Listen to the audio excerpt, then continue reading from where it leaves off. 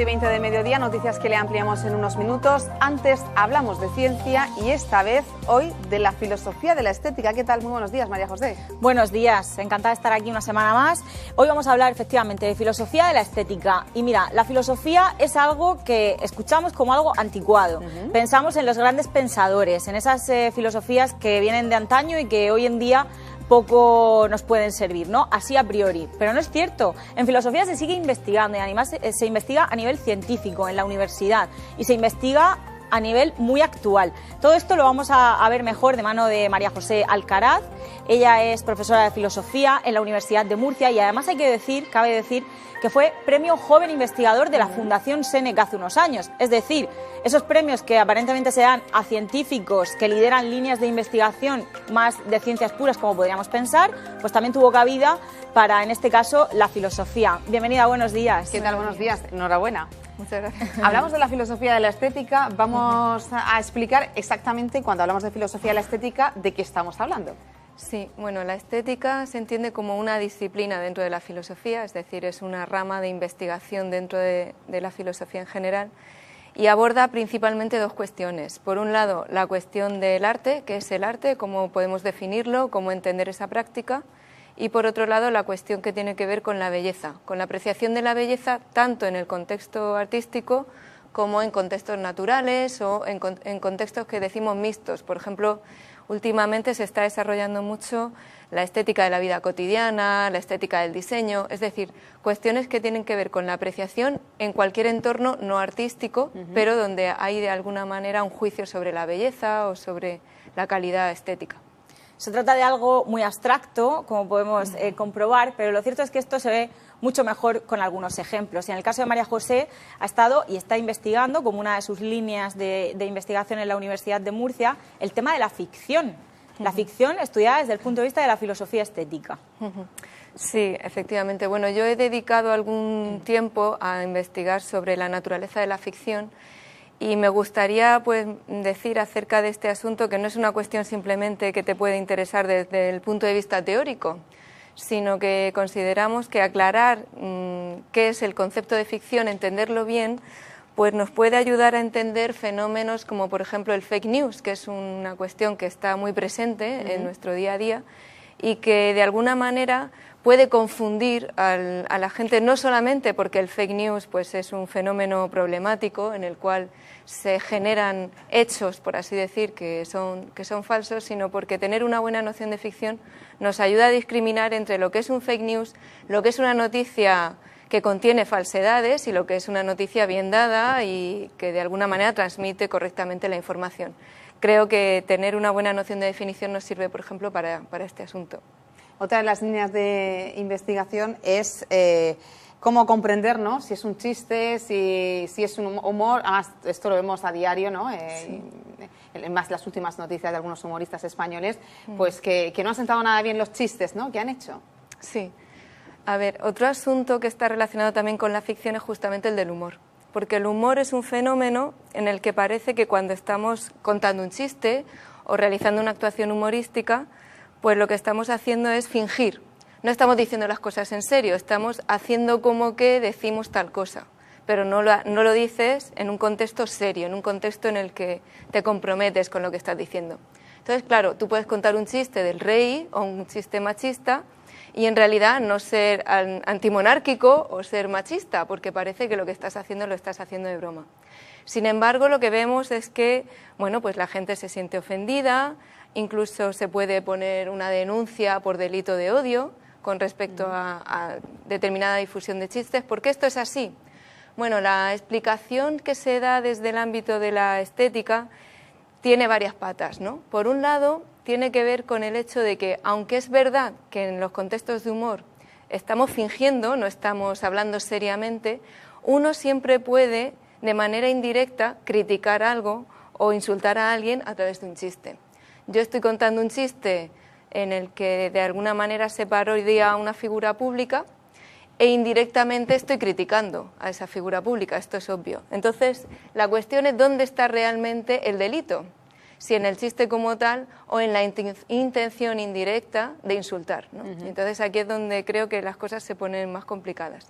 Otro problema que también existe es que parece que cuando alguien está contando un chiste, a lo que invita es a que se adopte una actitud. Por ejemplo, si alguien nos cuenta un chiste machista, pues parece que lo que quiere es que cuando te ríes tú estés adoptando un punto de vista machista.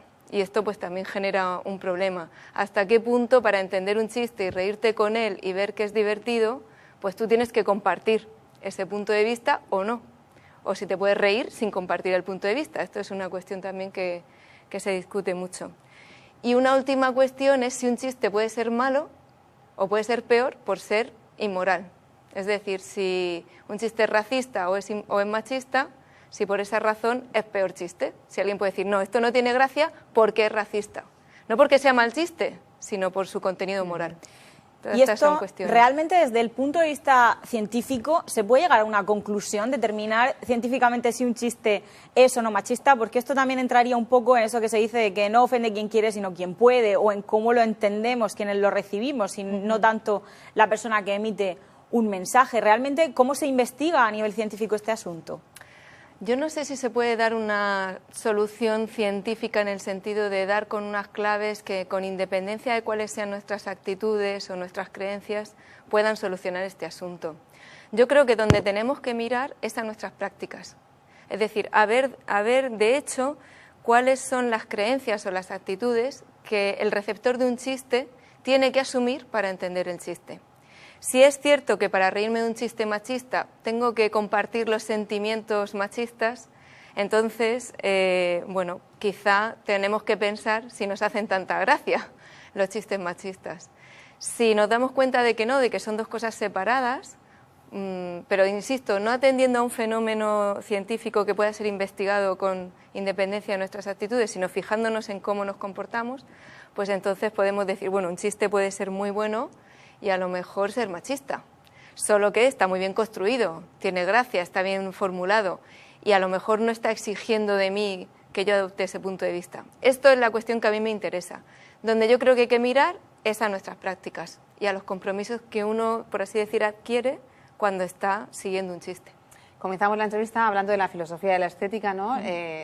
Primordial, ¿no? Es que estudia la apreciación de la belleza, pero lo que a lo mejor me puede parecer a mí bello, a lo mejor a ti no, ¿no? Sí, bueno, ese es el tema que a mí más me interesa de toda la estética, que es si nuestros juicios acerca de lo bello son universalizables, generalizables, si cuando uno dice que algo es bello lo dice con validez para cualquiera o no. Y ese es uno de los temas que yo creo que son cruciales en el ámbito de la estética. Mi posición es que podemos defender una postura universalista, es decir, que tendemos a hablar de la belleza no como si fuera una cuestión estrictamente personal, de esto me gusta a mí, sino más bien como algo que tiene que ver con cómo es el mundo. Voy a poneros un ejemplo que le suelo poner a mis estudiantes para que se vea que hay un contraste entre decir que algo me gusta, por ejemplo, cuando hablamos de nuestros gustos sobre la comida, sobre el chocolate, a mí me encanta el chocolate, bueno, pues decir me gusta el chocolate no significa que a todo el mundo le tiene que gustar, pero decir que un paisaje es bello invita a todos a apreciarlo de la misma manera en la que yo lo hago. Yo creo que esto es así con respecto a nuestros juicios sobre lo bello y creo que eso es lo que les da una importancia y una centralidad en nuestra vida distinta a simplemente nuestros gustos personales. Y precisamente relacionado con el tema de los paisajes, también ha desarrollado una línea de investigación, fijándose en este caso en paisajes modificados por el ser humano. Esos paisajes que a priori, a lo mejor moralmente, no podríamos reconocer que son bellos, pero lo terminan siendo a pesar de estar contaminados o haber sido modificados de una manera muy negativa. Al final se trata de estudios sobre la moral. Y en este caso específico yo creo que es también un ejemplo que muestra claramente en qué consiste la investigación. Sí, lo has señalado muy bien y en realidad conecta un poco con lo que antes hablábamos de los chistes. A mí me ha interesado mucho ver cómo nuestros juicios morales y nuestros juicios estéticos se mezclan o tienen cosas que de alguna manera se afectan mutuamente, ¿no? En el caso de los paisajes contaminados, para mí el ejemplo paradigmático eran las minas de La Unión y de Mazarrón, también por Mann. Me parecían que eran casos muy interesantes porque, por un lado, cuando sabemos cómo se han formado, pues tenemos, por así decir, reservas morales a la hora de decir que eso pueda ser bello. ¿Cómo vas a apreciar positivamente algo que sabes que está muy contaminado? Sin embargo, son paisajes muy llamativos. De hecho, pues en Mazarrón hay un concurso anual de fotografía, las minas de la Unión son cada vez más visitadas por, bueno, pues por el atractivo de ese paisaje.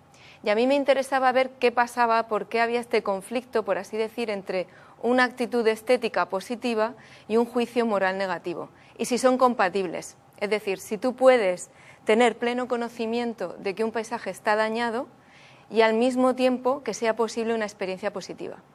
En mi opinión, sí es posible.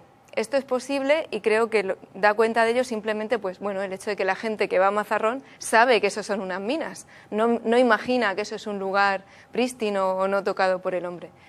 Pero al mismo tiempo creo que el conocimiento moral permea nuestra percepción. Uno sabe que ese territorio pues, está muy dañado, muy alterado, muy modificado por el hombre y eso forma parte del modo en el que percibimos el entorno.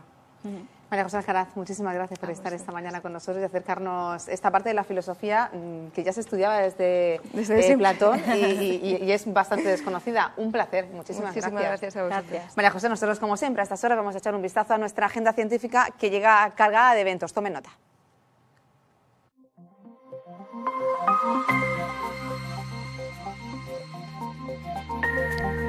Martes 20 de noviembre y la agenda científica de esta semana llega cargada de actos para mentes inquietas.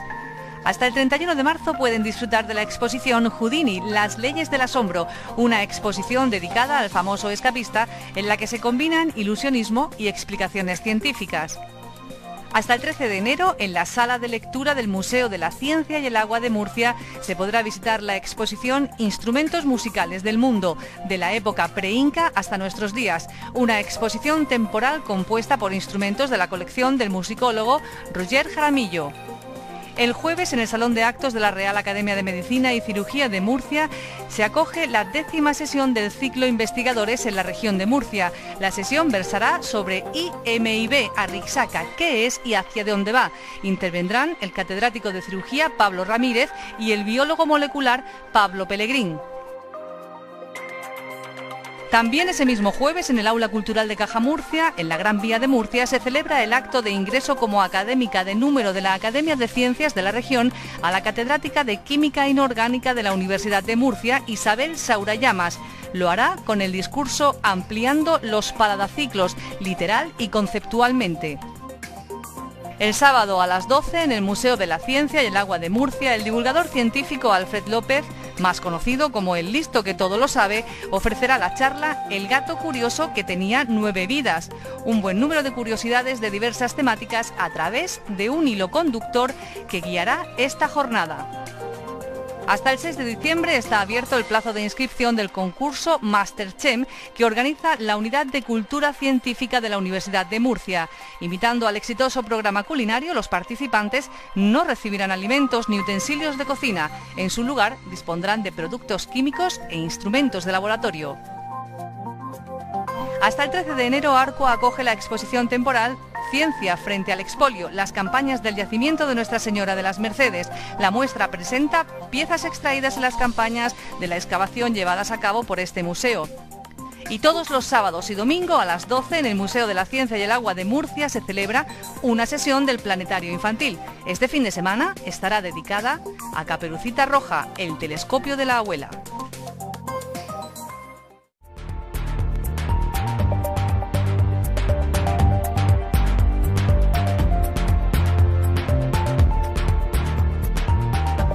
Bueno, es uno de los centros tecnológicos que hay en la región y sopla velas. Cumple 15 años y lo hace María José con numerosas actividades. Sí, han decidido celebrarlo por todo lo alto y han organizado un montón de actividades que además son abiertas al público, pero nos lo van a contar mejor Ángeles García, que es responsable de Vigilancia Tecnológica del Centro Tecnológico Naval y del Mar, y María Bernabé, responsable de prensa del mismo centro. Bienvenidas, buenos días. Buenos días. Bueno, vamos a ponernos en situación, ¿no? Primero, María Ángeles, ¿qué es el Centro Tecnológico Naval y del Mar de la región de Murcia? ¿A qué se dedica exactamente? Pues mira, el Centro Tecnológico es una asociación privada sin ánimo de lucro, los socios son empresas y básicamente lo que hacemos es darle a las empresas la oportunidad de mejorar su competitividad a través de proyectos de investigación, de innovación o de desarrollo tecnológico. Cumple 15 años, además el mismo 27 de noviembre, ahora dentro de unos días. Y María Bernabé, habéis organizado no una jornada, sino toda una semana de actividades abiertas al público. Cuéntanos. Sí. Pues la semana que viene tenemos toda una semana de celebración. Comenzamos el 26 de noviembre con una jornada sobre energías marinas en el marco del proyecto europeo Pelagos, en la que se tratará el tema del impacto ambiental de las energías marinas. Por la tarde también organizamos junto al Instituto Marítimo Español un taller de liderazgo y equipos de alto rendimiento que impartirá Roberto Veguillas de Iberdrola. Y ya el 27 celebramos por todo lo alto el aniversario, como has dicho, y queremos celebrarlo pues con todos nuestros socios, colaboradores y amigos. Es una jornada de puertas abiertas en la que tendremos el placer de que nos acompañe el consejero de Empleo, Javier Celdrán, y el director del Info, Joaquín Gómez, y sobre todo el honor de que Joaquín Araujo, uno de los naturalistas más reconocidos de España, nos ofrezca la charla sobre el mar de víctima a solución. Y como bien sabéis, fue colaborador con Félix Rodríguez de la Fuente, publicó la enciclopedia Salvat sobre la fauna ibérica y europea. Y ya pasamos al miércoles con una jornada de puertas abiertas para los institutos de Fuente Álamo, ya que nos encontramos en el Parque Tecnológico de Fuente Álamo y queremos que los futuros profesionales vengan y conozcan todo lo que hacemos. Y ya terminamos el jueves con una jornada de puertas abiertas, pero en este caso para las empresas del Parque Tecnológico de Fuente Álamo. Para todos nuestros vecinos del parque queremos que nos conozcan y conocerlos a ellos también. Hablamos de numerosas actividades, María Ángeles, y es que el Centro Tecnológico sopla 15 velas. ¿Cómo han sido estos 15 años? Pues mira, desde 2003, que se creó el 27 de noviembre, hasta hoy hemos pasado por una historia larga, algunos baches y algunos éxitos. Yo te diría que así como eventos a lo mejor más o como hitos más reconocibles, en 2004 se abrió la primera oficina en Cartagena, en el CEIC, pero en 2008 nos trasladamos a la sede actual, como ha dicho María, en el Parque Tecnológico de Fuente Álamo, gracias a un convenio que firmamos con el Ministerio de Educación y Ciencia y con la CAM, y que nos permitió tener un edificio, pues la verdad, bastante espectacular. En 2011 aproximadamente, el Info nos financió para una de las instalaciones que tenemos, que es nuestra balsa del laboratorio de hidroacústica, un sistema de posicionadores georreferenciados que nos hace contar con una infraestructura que es única a nivel nacional. Pasamos unos años muy buenos, 2008-2009, de proyectos donde conseguimos financiación para sobre unos 40 proyectos más o menos en 2 años, unos poquitos para el centro, pero sobre todo mucho para las empresas asociadas y para las empresas para las que trabajamos. Nos certificamos en 2009 en Vigilancia Tecnológica, que eso para mí es un hito porque yo soy la responsable de Vigilancia Tecnológica, fuimos la primera entidad de la región de Murcia.